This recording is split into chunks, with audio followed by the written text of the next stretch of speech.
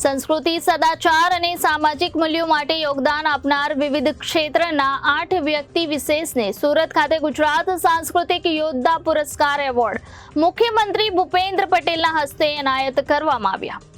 રાજ્ય સરકારના રમતગમત, યુવા અને સાંસ્કૃતિક પ્રવૃત્તિઓ વિભાગ હેઠળ કાર્યરત ગુજરાત રાજ્ય સંગીત નાટક અકાદમી દ્વારા સેવ કલ્ચર સેવ ભારત ફાઉન્ડેશનની પ્રેરણાથી સુરતની વીર નર્મદ દક્ષિણ ગુજરાત યુનિવર્સિટીના કન્વેન્શન હોલમાં આયોજિત એવોર્ડ સમારોહમાં મુખ્યમંત્રી ભૂપેન્દ્ર પટેલના હસ્તે સાંસ્કૃતિક ચેતના અને રાષ્ટ્ર ભાવનાથી મૂલ્યનિષ્ઠ સમાજનું નિર્માણ કરવામાં ઉત્કૃષ્ટ પ્રદાન કરનાર સર્વ સાવર પ્રસાદ, રામપ્રસાદ બુધિયા, સુધા કાકડિયા નાકરાણી, નંદકિશોર શર્મા, કેશવભાઈ ગોટી, ગીતાબેન શ્રોફ, તરુણ મિશ્રા, કોમલબેન સાવલિયા અને પ્રતિભા દેસાઈ વકીલને ગુજરાત સાંસ્કૃતિક યોદ્ધા પુરસ્કારથી સન્માનિત કર્યા હતા।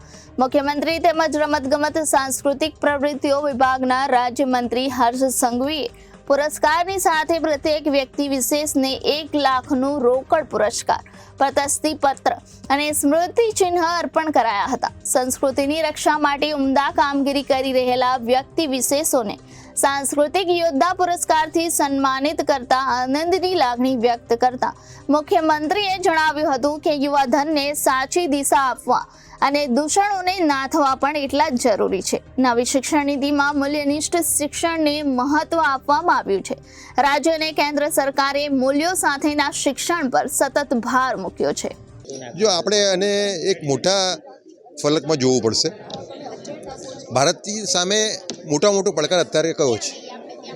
ભારતનો મોટો પડકાર આજે છે એ છે જે વિકૃતિ આવી રહી છે ફિલ્મના માધ્યમોથી, ઓટીટી, સોશિયલ મીડિયાના માધ્યમથી, ફોન ઉપર આવી રહી છે અને આપણા દીકરા દીકરીઓ જોઈ રહ્યા છે।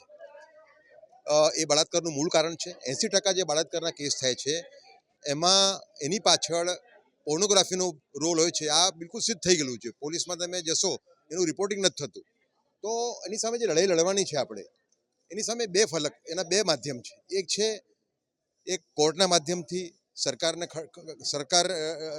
પાસે ખરડો પાસ કરાવીને પોલીસ એનો રોલ છે, લડાઈ લડવાની છે જે, અને બીજું છે એનું જાગૃતિ ફેલાવીને, જાગૃતિની અંદર જે લોકો સમાજની આ વિકૃતિ સામે બચાવવાનો પ્રયત્ન કરી રહ્યા છે, મથી રહ્યા છે, એમને પ્રોત્સાહન આપવું એ બહુ મોટું કાર્ય છે। અને એના એ ભાગરૂપે આજનો કાર્યક્રમ બહુ અગત્યનો હતો, કારણ કે જે લોકો મથી રહ્યા હોય સંસ્કૃતિને બચાવવા માટે આવા સમયમાં એમનું પ્રોત્સાહન આપણે નહીં કરીએ તો આપણે આ લડાઈ નહીં જીતી શકીએ। બીજું, સેવ કલ્ચર સેવ ભારત ફાઉન્ડેશન જે મારી સંસ્થા છે એનું નેમ છે કે જે વિકૃતિ આવી રહી છે એને કોઈ પણ પ્રમાણે રોકવી, જે નળમાંથી આવી રહ્યું છે એને ગમે તે રીતે એને રોકવી। અને બીજું હું જે વસ્તુ કહું છું કે ભારતે છેલ્લા 10 વર્ષમાં માનનીય નરેન્દ્રભાઈના અધ્યક્ષતા હેઠળ, નેતૃત્વ હેઠળ ખૂબ બધી પ્રતિજ્ઞાઓ લીધી કે આ ક્ષેત્રમાં અમે નંબર 1 થઈશું, પેલા ક્ષેત્રમાં નંબર 1 થઈશું। આપણે હજુ એક પ્રતિજ્ઞા લઈએ કે આપણે ભારત વિશ્વના પહેલા વિકૃત સામગ્રી મુક્ત દેશ બનીશું। સુધા નાકરાણી, કેવું લાગે છે આજે પુરસ્કાર મળ્યો છે? ખૂબ ખુશી છે મને કે આર્ટ અને કળામાં મેં અનેક એવોર્ડ લીધા પછી આજે મને મુખ્યમંત્રીના હસ્તક મને એક એવોર્ડ મળ્યો છે। એના માટે મને ખૂબ ખુશી છે। પબ્લિકને એક સંદેશ શેર કરીશ કે તમે લોકો સારી રીતે જાણો છો કે ડૉક્ટરને શું કામગીરી કરવાની છે, એન્જિનિયરને શું કરવાનું છે, તો બધી ફિલ્ડની આપણને ખબર છે, પણ રિયલમાં કહું કે એક ડિઝાઇનરની આપણને નથી ખબર કે ડિઝાઇનરે શું કામ કરવું જોઈએ એમ। તો એક ડિઝાઇનર એ જ છે કે જે 50% આર્ટ જાણે છે। બહુ શોર્ટ શબ્દોની અંદર કહું કે તમારે સંસ્કૃતિને જાળવી રાખી અને તમે સમાજને જે અપડેટ આપો છો એને એક ડિઝાઇનર કહેવાય। જ્યારે બધા એક જ વસ્તુ માઇન્ડમાં બેસાડેલી છે કે વેસ્ટર્ન કલ્ચર, ડિઝાઇનર નામ આપીએ એટલે એવું વિચારે છે કે આ મોડેલિંગ કરતા હશે, એ ડિઝાઇનર ક્યારેય મોડેલિંગ નથી કરતી। બીજી વસ્તુ એ કે કપડાથી ક્યારેય કોઈ વ્યક્તિ ડિઝાઇનર નથી કહેવાતી અને 50% એનામાં આર્ટ હોવું જોઈએ।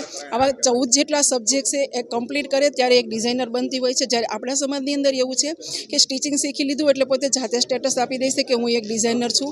તો કપડાથી ક્યારેય કોઈ ડિઝાઇનર નથી બનવાનું, કેમ કે કપડાં છે ને એ રીચ ફેમિલીનો માભો છે, મિડલ ક્લાસની મર્યાદા છે અને ગરીબ ફેમિલીની જરૂરિયાત છે। એટલા માટે આ સંસ્કૃતિને જાળવી રાખવા માટેના જે સતત પ્રયાસો છે મારા એ છે। Thank you so much.